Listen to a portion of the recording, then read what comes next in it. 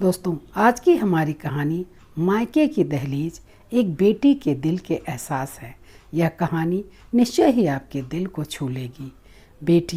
बेटियां शादी के बाद अपना घर छोड़ती हैं, अपना मायका या अपने लोगों को नहीं। इस सच का एहसास उनके पास हमेशा रहता है। बस घर के लोगों को ज़रा देर लगती है इसे समझने में। तो सुनिए यह दिल को छू लेने वाली कहानी। खिड़की के पास खड़ी अलका सोच रही थी, भाई दूज आने वाली है, पर इस बार ना तो माँ ने फ़ोन करके भैया के आने की बात कही और न ही मुझे आने के लिए बोला। ऐसा कैसे हो सकता है? हे भगवान, बस ठीक हो सब कुछ। वह थोड़ा डर कर सास से बोली, माँ जी, मुझे अजीब सा डर लग रहा है। पता नहीं क्या बात है, मुझे कैसे भूल गए इस बार सब लोग। सास ने उसे समझाते हुए कहा, कोई बात नहीं बेटा, इस बार तुम खुद जाकर मिलाओ। सास के कहने भर की देर थी कि अलका अपने पति के साथ मायके जा पहुंची, परंतु इस बार घर के अंदर कदम रखते ही उसे सब कुछ थोड़ा बदला बदला सा महसूस हुआ। पहले जहां उसे देखते ही माँ पिताजी के चेहरे खुशी से खिल उठते थे, इस बार उन पर परेशानी की झलक साफ दिखाई दे रही थी। पहले भाभी उसे देखते ही दौड़ी चली आती थी और प्यार से कसकर गले लगा लेती थी, पर इस बार दूर से ही एक हल्की सी मुस्कान दे डाली। भैया भी थोड़े शांत शांत से दिख रहे थे।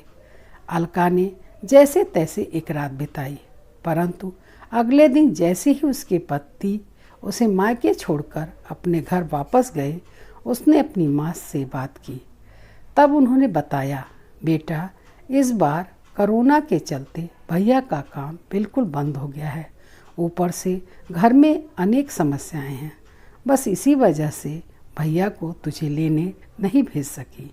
अलका बोली, कोई बात नहीं माँ, ये कठिन दिन भी जल्दी ही बीत जाएंगे। आप सब लोग चिंता न करो।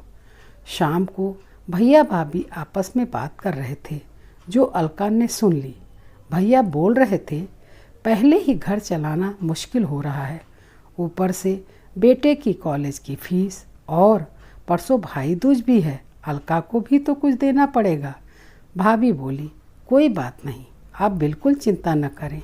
ये मेरी चूड़ियाँ बहुत पुरानी हो गई हैं, इन्हें बेचकर जो पैसे आएंगे उससे अलका दीदी को त्योहार पर भी कुछ दे देंगे और कॉलेज की फीस भी भर जाएगी।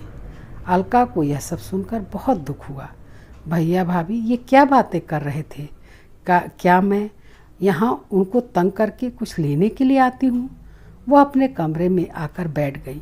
तभी उसे याद आया कि शादी के कुछ समय पहले जब वह नौकरी करती थी तो उसने बड़े शौक से अपनी पहली तनख्वाह लाकर पापा को दी थी।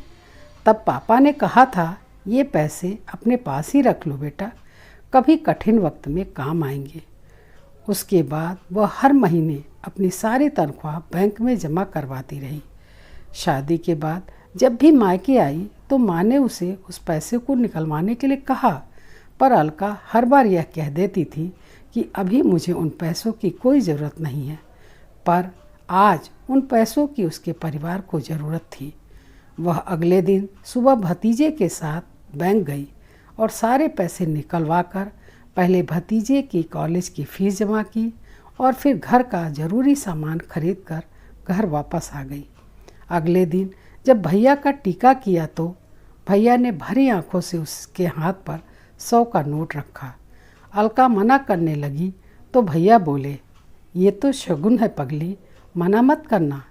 अलका बोली, भैया, बेटियां मायके शगुन के नाम पर कुछ लेने के लिए नहीं, बल्कि अपने माँ बाप की अच्छी सेहत की कामना करने, भैया भाभी को माँ बाप के साथ खुश देखने, ढेरों दुआएं देने और बड़े होते भतीजे भतीजियों की नज़र उतारने के लिए आती हैं। ये जितनी बार मायके की दहलीज पार करती हैं, ईश्वर से उस दहलीज की सलामती की दुआएं मांगती हैं। जब मुझे देखकर माँ पापा के चेहरे पर रौनक आ जाती है, भाभी दौड़कर गले लगाती हैं, आप लाड़ लड़ाते हो, तो मुझे मेरा शगुन मिल जाता है। अगले दिन अलका ने मायके से विदा लेकर ससुराल जाने के लिए जैसे ही दहलीज पार करने के लिए कदम रखा कि भैया का फ़ोन बज उठा। उन्हें अपने व्यापार के लिए बहुत बड़ा ऑर्डर मिला था। वे सोचने लगे, सचमुच बहन बेटियां मायके कुछ लेने नहीं बल्कि अपनी कीमती दुआएं देने आती हैं। जब वे घर की दहलीज पार कर अंदर आती हैं तो बरकत भी अपने आप भीतर चली आती है।